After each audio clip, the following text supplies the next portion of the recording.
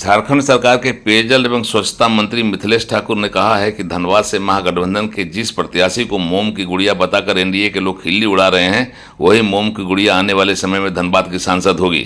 मिथिलेश ठाकुर ने कहा है कि इस तरह की लफाजी करके अगर एनडीए के लोग सोचते हैं कि धनबाद की जनता एक हाथ में पिस्तौल और एक हाथ में बम रखने वाले प्रत्याशी के हवाले धनबाद को कर देगी, तो उनका यह सपना कभी पूरा नहीं होगा। बोकारो दौरे पर आए मिथिलेश ठाकुर पत्रकारों से बात कर रहे थे। झारखंड मुक्ति मोर्चा के कार्यकर्ताओं के साथ उन्होंने लोकसभा चुनाव में इंडिया महागठबंधन के प्रत्याशियों की स्थिति का आकलन किया, हवा बनाई और लोकसभा की सभी सीटों पर अपने महागठबंधन की जीत को सुनिश्चित बताया। मंत्री मिथिलेश ठाकुर ने कहा कि हेमंत सोरेन के 4 साल का शासन और विकास भाजपा के 19 साल के शासन पर भारी पड़ा है और इसलिए उनके पेट में दर्द हो रहा है, क्योंकि देश की संपदा को अपने अकाओं के पास गिरवी रखने वाले एनडीए के लोगों को यह लग रहा है कि झारखंड में उनकी दाल नहीं गलेगी और झारखंड की संपदा को लुटवा कर वे अपने अकाओं को खुश नहीं कर सकते, तो तरह तरह से झारखंड की सरकार को अस्थिर करने का प्रयास किया जा रहा है और बेमतलब की टांग अड़ाकर सरकार के काम में बाधा पहुंचाई जा रही है। झारखंड सरकार के मंत्री मिथिलेश ठाकुर ने आज बोकारो दौरे पर आए केंद्रीय रक्षा मंत्री राजनाथ सिंह की चुनावी सभा में भीड़ से यह आंक कर बता दिया कि झारखंड में एनडीए गठबंधन का क्या असर होने वाला है। उन्होंने साफ साफ कहा कि एनडीए गठबंधन से लोगों का मोह भंग हो गया है और अब आने वाले समय में महागठबंधन की ओर लोगों की निगाह पड़ी हुई है और आने वाले समय में देश में एनडीए गठबंधन को नकार कर देश की जनता महागठबंधन की सरकार बनाएगी और इस सरकार को जो मोदी जी की सरकार है चलता करेगी। उड़ान लाइव ब्यूरो की रिपोर्ट। कि कौन मोम की गुड़िया है, तो आग के गोले में, आग के तोप में अपने आप को नहीं झोंक देगी धनबाद की जनता। मोम की गुड़िया क्या कर सकती है वो तो समय बताएगा। और अगर वैसे प्रत्याशी के हाथों में चला जाता है लोकसभा, धनबाद लोकसभा, जिसके हाथ में हमेशा एक हाथ में बम एक हाथ में बंदूक रहता है, तो फिर धनबाद का तो भगवान ही मालिक है। कल राजनाथ सिंह आए थे। देखिए, झारखंड में इन 4-4.5 वर्षों में जो काम हुए ये 19 वर्षों पर भारी हैं, ये मैं दावे के साथ कह सकता हूँ। और वही इन्हें नहीं भा रहा है, इनके कलेजे पर सांप लौट रहा है कि झारखंड को जो सोने की चिड़िया समझकर आज तक लुटवाते रहे और इनकी मंशा पर विराम लगाया 2019 में झारखंड की जनता ने।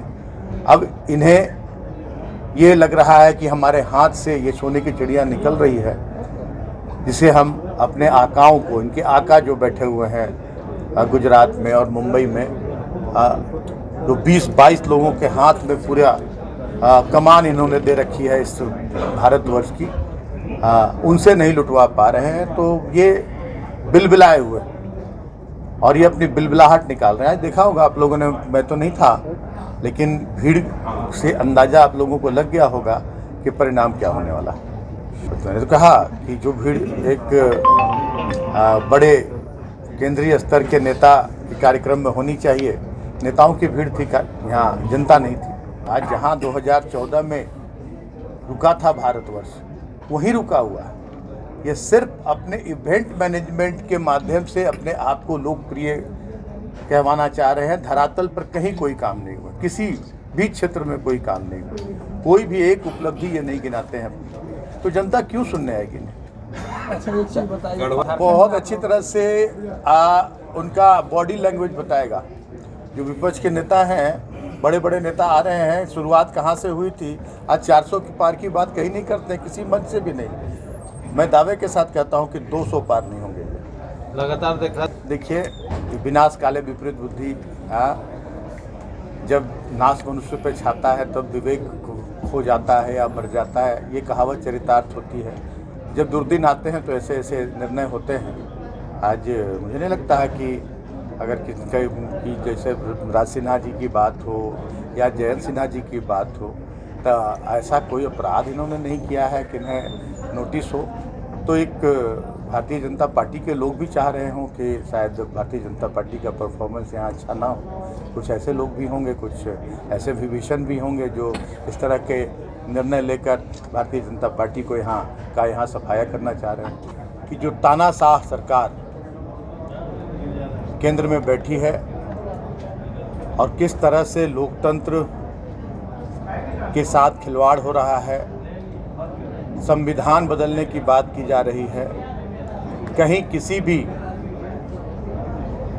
जो हमारे Bharatiya Janata party so called मतलब कहें कि मोदी और अमित शाह जी की पार्टी, अब भारतीय जनता पार्टी कहीं नहीं रह गई है। कहीं 10 साल की अपनी उपलब्धि के बारे में कहीं कुछ नहीं बताया जा रहा है। सिर्फ सभी मंचों से हिंदू मुस्लिम की बात हो रही है, मंदिर मस्जिद की बात हो रही है, मंगलसूत्र की बात हो रही है। इन 10 वर्षों में किसानों को क्या मिला, हमारे बेरोजगारों को क्या मिला, मजदूरों को क्या मिला, छात्र हित में क्या काम हुए, इंफ्रास्ट्रक्चरल डेवलपमेंट, ये इन बातों को